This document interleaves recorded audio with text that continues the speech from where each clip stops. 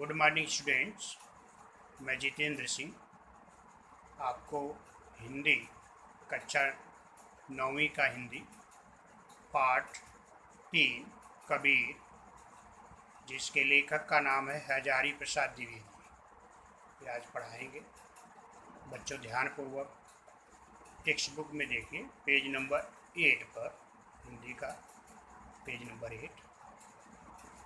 हजारी प्रसाद द्विवेदी का जन्म 19 अगस्त 1907 दुबे का छपरा बलिया उत्तर प्रदेश में हुआ और इनकी मृत्यु 19 मई 1971 उत्तर प्रदेश में हुई। द्विवेदी जी हिंदी के शीर्षस्थ साहित्यकारों में से एक हैं। शीर्षस्थ साहित्यकारों का मतलब होता है जो भी साहित्यकार हैं उनमें इनका नाम सबसे ऊपर लिया जाता है। आप उच्च कोटि के निबंधकार, उपन्यासकार, आलोचक, चिंतक एवं शोधकर्ता है। इनकी प्रमुख कृतियां बच्चों अशोक के फूल, कल्पलता, बाणभट्ट की आत्मकथा, चारुचंद्र, पुनर्वा, कबीर, हिंदी साहित्य की भूमिका, मेघदूत, एक पुरानी कहानी आदि इनकी प्रमुख रचनाएं हैं।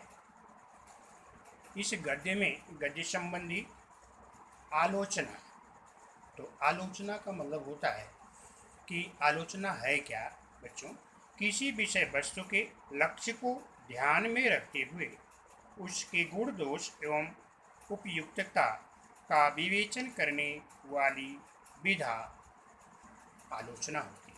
बच्चों किसी भी एक विशेष लक्ष्य के लिए जब किसी के गुण दोष का विवेचन किया जाता है, उल्लेख किया जाता है, तो वह विधा माने कार्य करने की वह शैली, प्रस्तुत करने की वह शैली, उसको हम आलोचना कहते हैं। तो प्रस्तुत पाठ में द्विवेदी जी ने संत कबीर के व्यक्तित्व, उनके उपदेश, उनकी साधना, उनके स्वभाव के विभिन्न गुणों को बड़े ही रोचक ढंग से स्पष्ट किया है। इस पाठ में हजारी प्रसाद द्विवेदी जी ने कबीर के बारे में वर्णन किया है कि कबीर जो है, संत कबीर का व्यक्तित्व कैसा था और उनके उपदेश क्या थे, उनकी साधना क्या थी, साधना मन पूजा क्या थी, उनके स्वभाव कैसे थे, उनके विभिन्न गुणों का वर्णन इसमें किया गया है। तो बच्चों सबसे पहले पाठ पढ़ने के पहले अब हमको ज़रूरी है कि कबीर के बारे में संक्षिप्त जानकारी थोड़ा आप सुन लीजिए। कबीर का जन्म कहाँ हुआ आपको, तो सबसे पहले आप सुनो कि बनारस काशी में एक नीरू नाम का जुलाहा अपनी पत्नी के साथ, मीरा के साथ रहता था, जो बहुत ही गरीब था। हथकरघे हाथ से कपड़ा बनाता था और उसको बाजार में ले जा कर के बेचता था। बड़ी ही मुश्किल से बच्चों अपना परिवार चलाता था और सबसे बड़ी कष्ट की बात थी कि उसको कोई संतान नहीं थी। तो वह अपने घर से बाजार जाते समय, आते समय लहरतारा तालाब के पास से होकर के जाता था और जब कभी लहरतारा तालाब के किनारे वह बैठता था और उस तालाब के लहरों को देखता था तो उसके मन में एक सोच पैदा होती थी। वह ईश्वर से प्रार्थना करता था कि हे मालिक, काश मेरे भी घर में एक छोटा सा बच्चा होता, और बहुत दुखी होता था। एक दिन क्या हुआ, वह रात को सो रहा था तो उसे स्वप्न आया कि उसी तालाब में एक छोटा सा बच्चा हाथ उठाए हुए मदद के लिए रोता हुआ बुला रहा है। तो और उसी समय एक आवाज़ उसको सुनाई देती है। आवाज़ में इस तरह की आवाज़ थी कि नीरू, यही तेरा संतान है, उसको उठा ले। और यह स्वप्न वह देख ही रहा था, तभी उसकी आंखें खुल जाती है। वह नीरू उठता है और अपनी पत्नी को सारी बातें बताता है। और संयोग से एक दिन उसी तालाब के किनारे एक नवजात शिशु उसको मिलता है और उसको घर लाता है और उसको अपने बच्चे के तरह पालन पोषण करने लगता है। वही बच्चा आगे चल कर के कबीर के नाम से प्रसिद्ध हुआ। बच्चों, उसी कबीर के बारे में हम आपको पढ़ाने वाले हैं और आप पढ़ो ध्यानपूर्वक। अभी पाठ पर चलते हैं। हिंदी साहित्य के 1000 वर्षों के इतिहास में कबीर जैसा व्यक्तित्व लेकर कोई लेखक उत्पन्न नहीं हुआ। महिमा में यह व्यक्तित्व केवल एक ही प्रतिद्वंदी जानता है, तुलसीदास। परंतु तुलसीदास और कबीर के व्यक्तित्व में बड़ा अंतर था। यद्यपि दोनों ही भक्त थे, परंतु दोनों स्वभाव, संस्कार और दृष्टिकोण में एकदम भिन्न थे।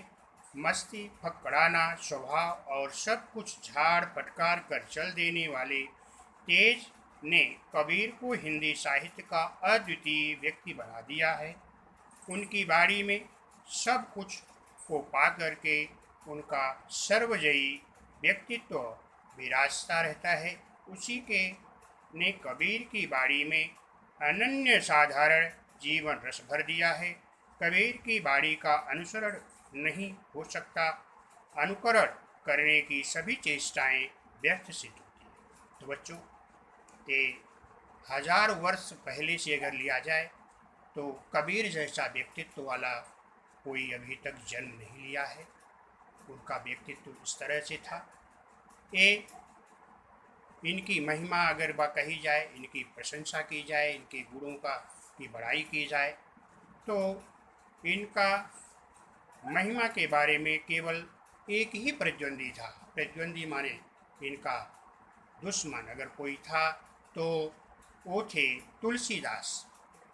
तुलसीदास इनके और इनका विरोधाभास था। दोनों यद्यपि भक्त थे, लेकिन राम के दोनों भक्त थे, लेकिन दोनों के स्वभाव, दोनों के संस्कार, दोनों के गुण, दोनों के व्यक्तित्व में काफ़ी अंतर था, एक जैसा नहीं था। ये कबीरदास झाड़ फटकार करके निकल जाने वाले व्यक्तित्व वाले थे, कहीं पर रुकते नहीं थे।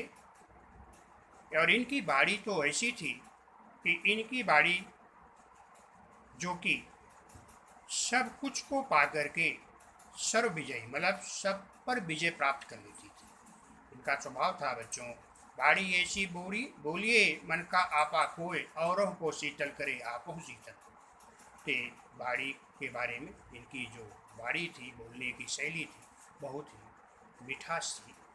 और कबीर की बाड़ी का अनुसरण अगर किया जाए, अनुकरण किया जाए, नकल किया जाए तो ये असंभव है।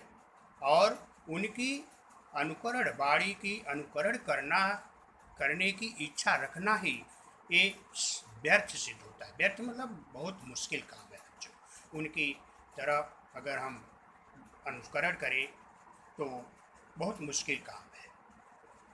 आगे देखो, कबीरदास की बाड़ी वह लता है जो योग के क्षेत्र में भक्ति का बीज पड़ने से अंकुरित हुई थी। उन दिनों उत्तर के हठ योगियों और दक्षिण के भक्तों में मौलिक अंतर था। एक टूट जाता था पर झुकता न था, दूसरा झुक जाता था पर टूटता न था। एक के लिए समाज की ऊंच नीच भावना मजाक और आक्रमण का विषय था, दूसरे के लिए मर्यादा और स्फूर्ति थी। संसार में भटकते हुए जीवों को देख करके करुणा के अश्रु वे कातर नहीं हो आते, बल्कि और भी कठोर होकर उन्हें उसे फटकार बताते थे। वे सर्व जगत के पाप को अपने ऊपर लेने की वांछा मतलब इच्छा से ही विचलित नहीं हो पड़ते थे, बल्कि और भी कठोर और शुष्क होकर के सूरत और वीरत का उपदेश देते थे।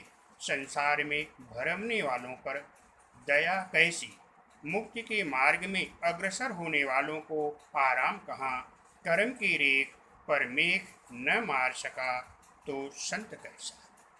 कबीरदास जी बच्चों, ये एक तरह से इनकी जो बाणी थी, बोलने की जो उनके पास कला थी, उसमें ऐसा माना जाता है कि योग की बीज के अंक योग साधना से उनके पास ये बोलने के की जो बाणी है वो योग साधना से जन्मी है। और उन दिनों जब कबीरदास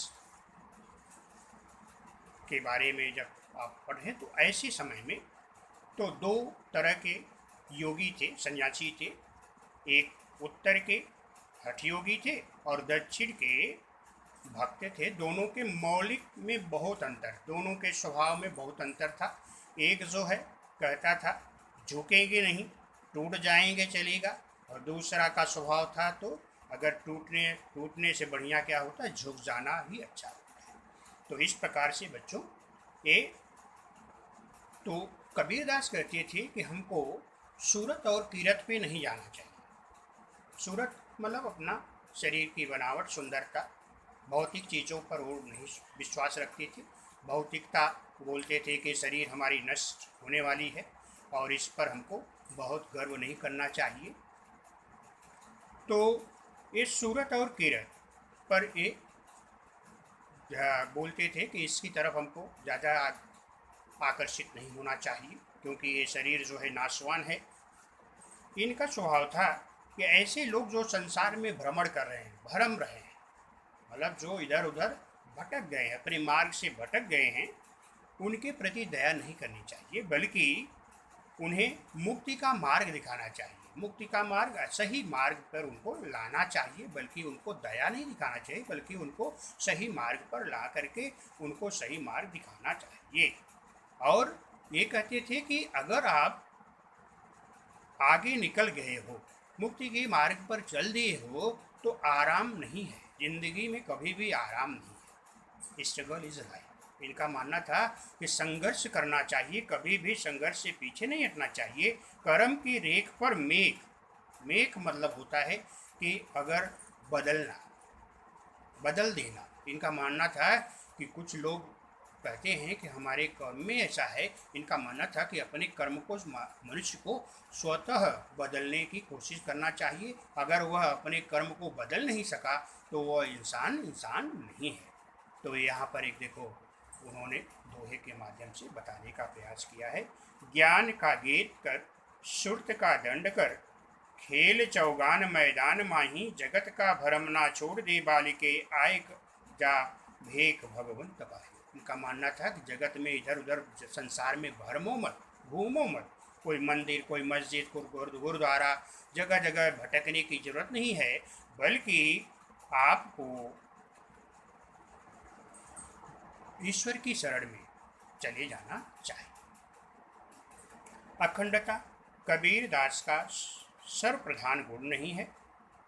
जब वे अवधूत या योगी का संबोधन करते, अवधूत माने भगवान, तभी उनकी अखंडता पूरे चढ़ाव पर होती है। वे योग के विकट रूपों का अवतरण करते हैं, गगन और पवन की पहेलियां बुझाने रहते हैं, सुन और सहज का रहस्य पूछते रहते हैं, द्वैत और अद्वैत के सत्य की चर्चा करते रहते हैं।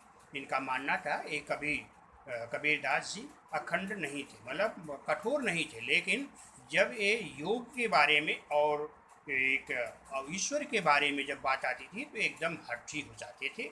और इनका स्वभाव मानना था कि ऐसे समय में व्यक्ति को द्वैत और अद्वैत सत्य की चर्चा करते रहना चाहिए। अवधू अक्षरहूँ सो न्यारा, जो तुम पवना गगन चढ़ायो, गुफा में भाषा गगना पवना दोनों बिन से, कह गया जोग तुम्हारा।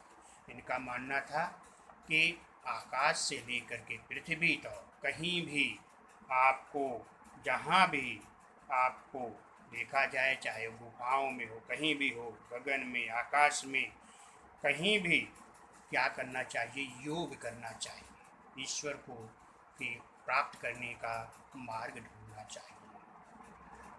गगना मध्य ज्योति झलके पानी मध्य तारा, और घटगे नीर बिनसिए तारा निकर गयो कहीं द्वारा। इनका मानना था कि जो हमारी शरीर है नाशवान है, किस तरह से इसमें से प्राण निकल जाते हैं ये कोई जान नहीं पाता है। इसलिए हमें इस शरीर पर गर्व नहीं करके बल्कि कुछ ऐसा करना चाहिए जिससे कि ईश्वर परमात्मा का मिलन हो जाए। परंतु ये स्वभाव से फक्कड़ थे, अच्छा हो या बुरा, खरा हो या खोटा। खोटा माने खरा, खरा माने अच्छा। जिसके एक बार चिपट गए उससे जिंदगी भर चिपटे रहो, यह सिद्धांत उन्हें मान्य नहीं था। वे सत्य के जिज्ञासु थे और कोई मोह ममता उन्हें अपने मार्ग से विचलित नहीं कर सकती थी। वे अपना घर जला करके हाथ में मुरांडा, मुरांडा माने लकड़ी का जला हुआ टुकड़ा, लेकर निकल पड़े थे और उसी को साथी बनाने को तैयार थे जो उनके हाथों अपना भी घर जला सके। कबीरदास जी सत्य की खोज पर निकले थे। उनका मानना था उस फक्कड़ स्वभाव के, फक्कड़ मतलब होता है कि एकदम निराले स्वभाव के थे। खरा खोटा, अच्छा बुरा जो भी रहता था सामने से कह देते थे, किसको अच्छा लगे या बुरा लगे, और कभी भी वो किसी से चिपटते नहीं थे और कभी ये नहीं सोचते थे कि एक ही सिद्धांत को मानते थे।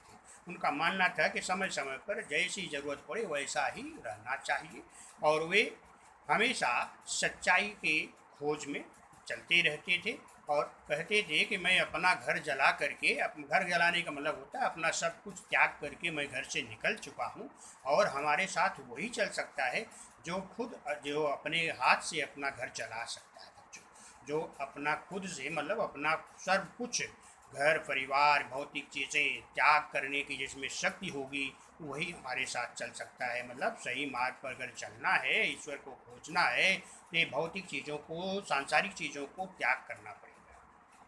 तो देखो कह रहे हैं, हम घर जा रहा अपना लिखा लिया मुरांडा हाथ, अब घर जा रो तासुको जो चले हम। कहते हैं कि मैं अपना घर तो जला दिया और जलाए हुए लकड़ी को हाथ में लेकर निकल दिया, अब अगर मेरे साथ आपको चलना है तो आपको भी ऐसा करना पड़ेगा, मतलब भौतिक चीज़ों को त्याग करना पड़ेगा। वे सिर से पैर तक मस्त मौला थे, मस्त जो पुराने कृत्यों को हिसाब नहीं रखता, वर्तमान कार्यों का सर्वस्व नहीं समझता और भविष्य में सब कुछ झाड़ फटकार कर निकल जाता है। जो दुनियादार किए किराए का लेखा जोखा दुरुस्त रखता है वह मस्त नहीं हो सकता। जो अतीत का चिट्ठा खोले रहता है वह भविष्य का क्रांतिदर्शी नहीं बन सकता। जो मतवाला है वह दुनिया के माप जोक में अपनी सफलता का हिसाब नहीं रखता। कबीर जैसे फक्कड़ को दुनिया की होशियारी से क्या वास्ता, वे प्रेम के मतवाले थे मगर अपने को उन दीवानों में नहीं गिनते थे जो मासूक के लिए सर पर कफन बांध करके फिरते। कबीरदास जी फक्कड़ स्वभाव के थे, मौला थे। मौला का मतलब होता है कि जो अपने बीते हुए को चिंता नहीं करता, भविष्य का चिंता नहीं करता और वर्तमान को सब कुछ नहीं मानता, ऐसे व्यक्ति को मस्त मौला कहते हैं। तो ये स्वभाव से मस्त मौला थे और इनके लिए दुनियादारी के मतलब नहीं, संसार में क्या कौन कर रहा है इनसे उनसे मतलब नहीं था। ये सोचते थे कि ऐसा व्यक्ति जो दुनियादारी का लेखा जोखा रखता है और अपने भविष्य की चिंता रखता है, वर्तमान को सब कुछ मानता है, वो कभी भी मौला नहीं हो सकता।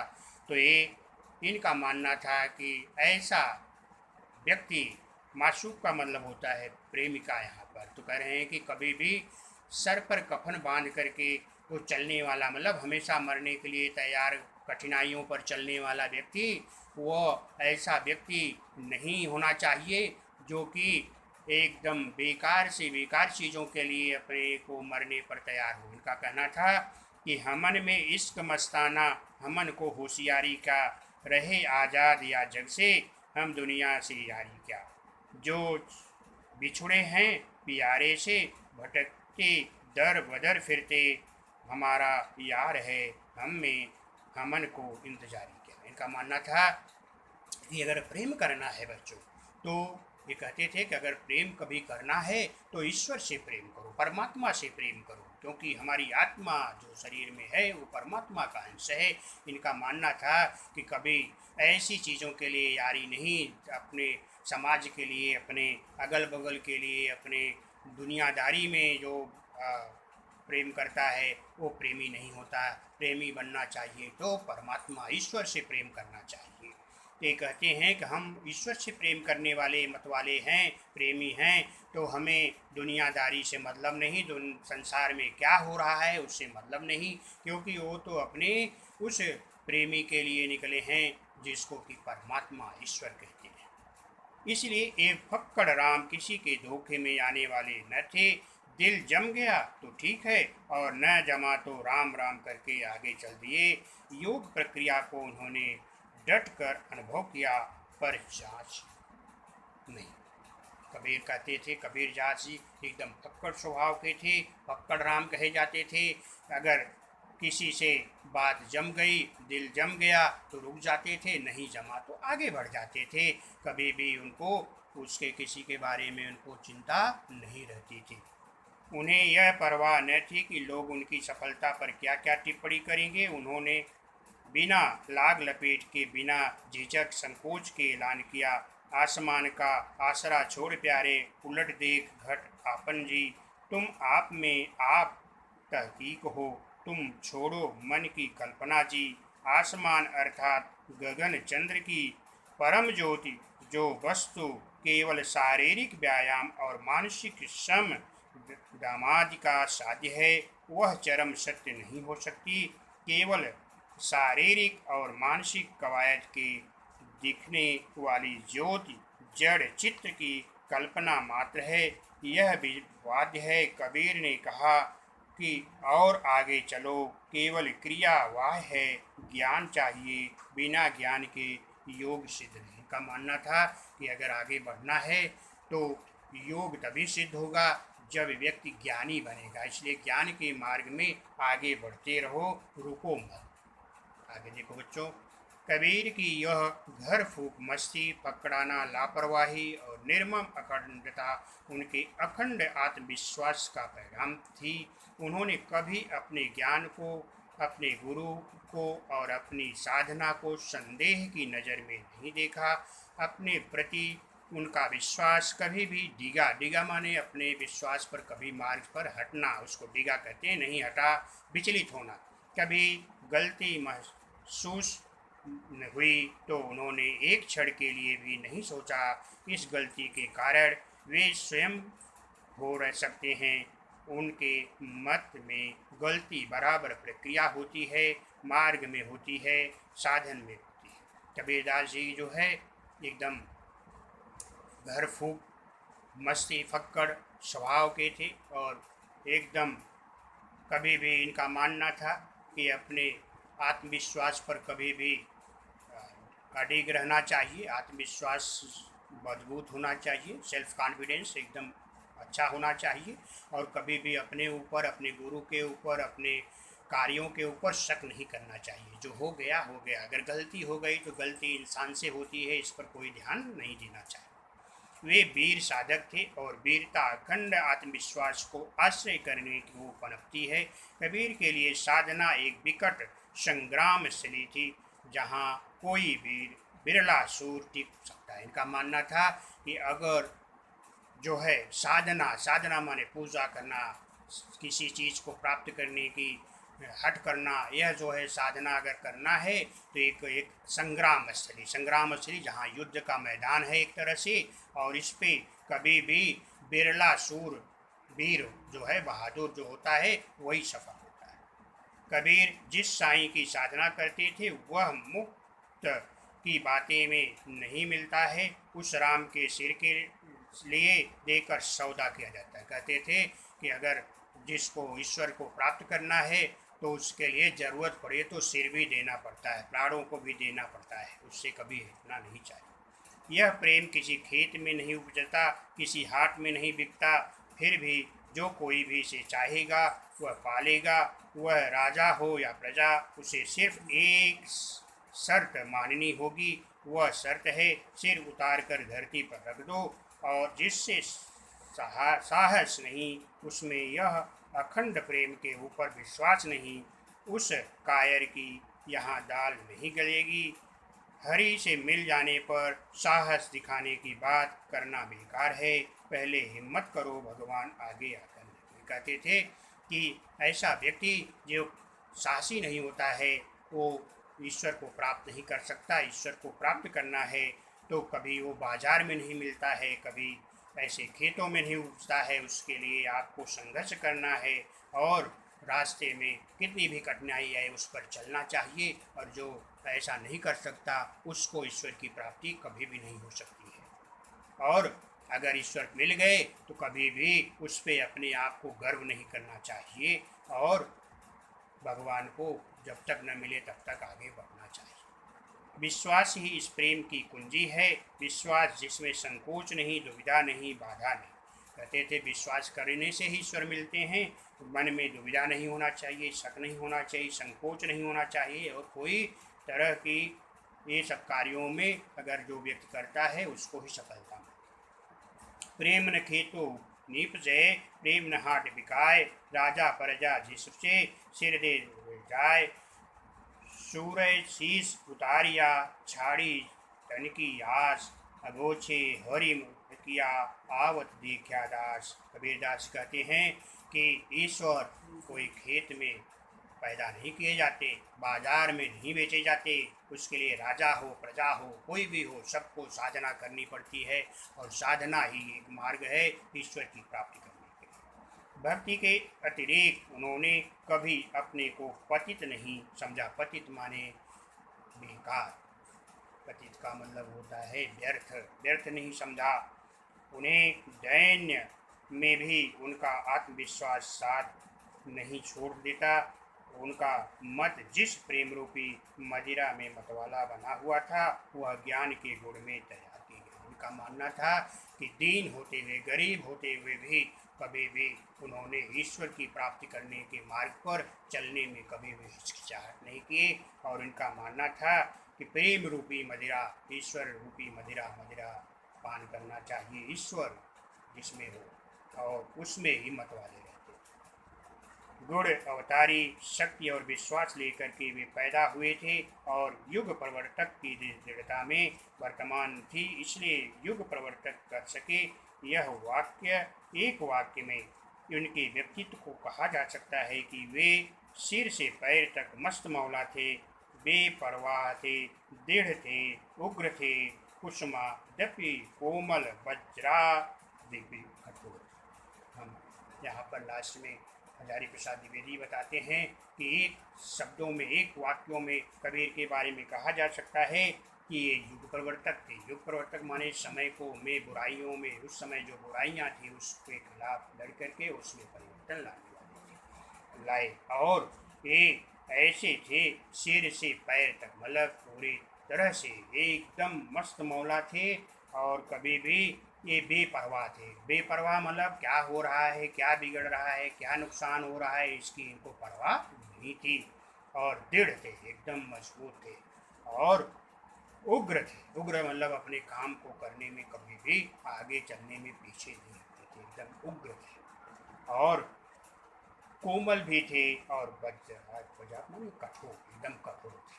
तो ये इनके गुण थे और इन गुणों के कारण ही कबीर जो है ऐसे आज हमारे बीच में हिंदी साहित्य में बड़े कवियों के रूप में इनका उल्लेख होता है।